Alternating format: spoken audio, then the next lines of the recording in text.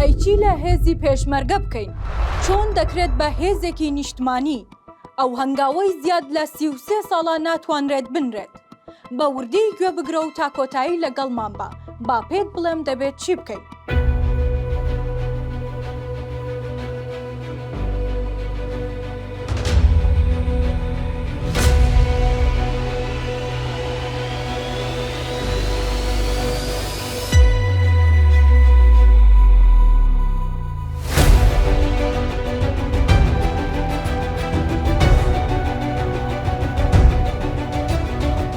لەوانەیە بەهێزترین خاڵی بزوتنەوەی ڕزگاری خوازی کورد لە شۆڕشەکانیدا بوونی هێزی پێشمەرگە بوو بێت، بەڵام هەر ئەو هێزە لە سەردەمی حکومڕانی و دروستکردنی دامەزراوەکانیدا دەبێتە لاوازترین خاڵی حکوومەتە یەک لە دوای یەکەکان.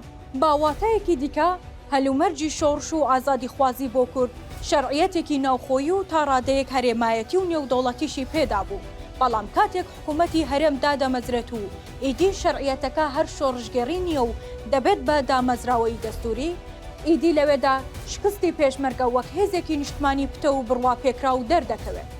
سروشتی ململانەی ناجۆری نێوان هەردوو پارتی دەسەڵاتدار هەر لە سەرەتای دروستکردنی حکوومەتی هەرێم و هەمیش سەرپێخستنی شۆڕش هۆکاری سەرەکی دابەشبوونی هێزی پێشمەرگەیە بەسەر ئەو دوو هێزانەدا و یەک نەخستنیان لە چوارچێوەی وەزارەتی پێشمەرگەدا. دەرفەتێکی هەرە گرنگ کە بۆ کورد ڕەخسا لە ماوەیەدا ئەوە بوو کە بتوانێت دامەزراوەکانی پاڵپشت بە دەستوری عێراق یان دەستوری هەرێم بەهێز بکات. ئەگەر سەردەمانێک هەر تەنیا شەرعیەتێکی شۆڕژگێڕیان هەبوو بێت، ئەوە دواتر دەرفەت هەبوو بکرێت بە دامەزراوەیەکی دەستوری گرنگ. هەردوو پارتی دەسەڵاتداری هەرێم کە یەکێتی نیشتمانی کوردستان و پارتی دیموکراتی کوردستانن بەرپرسی سەرەکین لەوەی کە نەیانتوانی هێزێکی نیشتمانی پتە و بڕواپێکرا و دروست بکەن. با پێچەوانەوە لە ژێر دەیان ناوی جۆرا و جۆردا هێزەکانیان بەسەر جوگرافیای سیاسی خۆیاندا دابەش کرد. لەم بارەیەوە بۆ هەمووان ئاشکرایە کە یەکەی هەفتا و هەشتا ئاسایشی هەردوو پارتەکە، دەستگا هەواڵگریەکان و دژا تیرۆرەکانیان و چەندان هێزی دیکە هەمووی دەسەڵاتی حیزب هەژمونی بەسەریاندا هەیە و هەر بەناو سەربەدامەزراوە سەربازیەکانی حکوومەتن. لەم ڕۆژانەدا هاوپەیمانان دواهۆشداری خۆیاندا و ئەوانیش دوای ئەو هەموو ساڵە بڕستیان لێبڕا و کاتێکی دیاریکراویان بۆ یەکخستنەوەی هێزە چەکدارەکان لە ژێرناوی وەزارەتی پێشمەرگەدا دیاری کرد.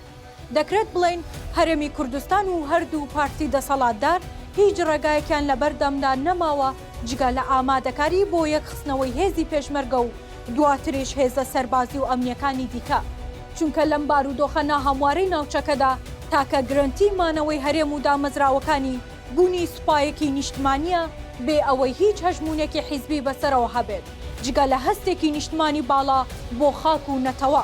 لە دنیادا چەندان وڵات هەن کە سوپاکانیان ناتوانن بەشداری دەنگدان و پرۆسەی هەڵبژارنەکان بکەن، بە نمونە بەرازیل، کۆماری دۆمەنیکا، گواتیمالا، کوێت و عومان و چەند وڵاتێکی دیکە. لە سەردەمی شەڕی ناوخۆی ئەمریکاش لە سەدەی هەژدەدا ئەو کات بۆ جێگرکردنی سوپا وەک دامەزراوەیەکی نیشتمانی هەوڵێکی لەو شێوەیە هەبوو.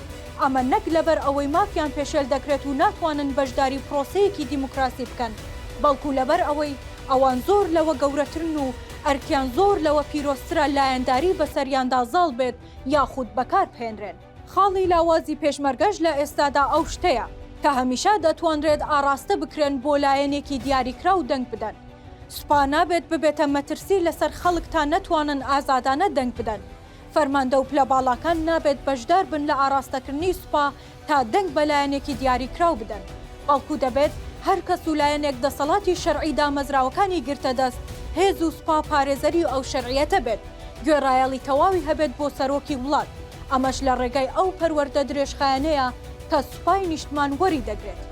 دەکرێت وەک هەنگاوی سەرەتا و بۆ ماوەی چەند خولێکی هەڵبژاردن هەمان سیستەم لە ناو هێزی پێشمەرگا پەیڕەو بکرێت تا ئەو کاتەی بنەمایەکی جێگر بۆ هێزی پێشمەرگا جێکەوت دەبێت.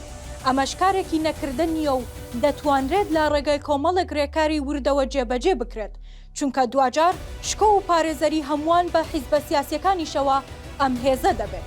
وەک خاڵی سەرەتا دەکرێت کۆی هەیکەلیەتی هێزی پێشمەرگا ڕێک بخرێتەوە. کەسانی شارەزا و لێهاتوو با پاڵپشتی ئەو هێزە نێودەوڵەتیانەی پشتگیری یەکخستنەوەکە دەکەن بکرێن با پێشەنگ، پاکردنەوەی ئەوانەی خزمەتیان کردووە و تەمەنیان تێپەڕیوە و خانە نشینکردنیان بە هەمان ماف و شایستەی سوپا. ڕێکخستنەوەی موچەیەکی شایستا تا دوور بن لە هەر جۆرە خیانەت و نابەرپرسیارەتیەک، کردنەوەی دەیان ئۆفەری خزمەتگوزاری لە کەرتی حکومی و تایبەتی بێ بەرامبەر بۆ ئەندامانی سوپا، پەروەردەکردنێکی درێژخایەنی نیشتمانی و نەتەوەیی تا پارێزەری هێڵە گشتیە نەتەوایەتیەکان بن. کاتێک ئەمەکرا، هاوپەیمانان تازەترین مەشقی هێزەکانی ناتۆ بە پێشمەرگە دەکەن و یارمەتی دارایی درێژخایەنیان بۆ دابین دەکرێت.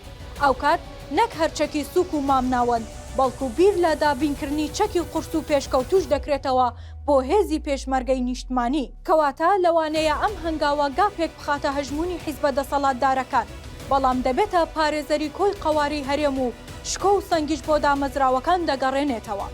ئەمە سەرباری ئەوەی کە دنیای ئەمڕۆ مامەڵە لەگەڵ دامەزراوەدا دەکات و هەر هێزێک لە دەرەوەی دەسەڵاتی دامەزراوە دەستوریەکانی حکوومەت و وڵات دابێت، زوو یان درەنگ دەبێتە هەڕەشە لەسەر ئاسایشی وڵات و دوجاریش دوور نییە دنیای دەرەوە وەک هەموو ئەو هێزە میلیشیایانە لە پێشمەرگە نەڕوانێت کە لە دەور و بەرمان و وڵاتەکانیان کردووە بە گۆمی خوێن.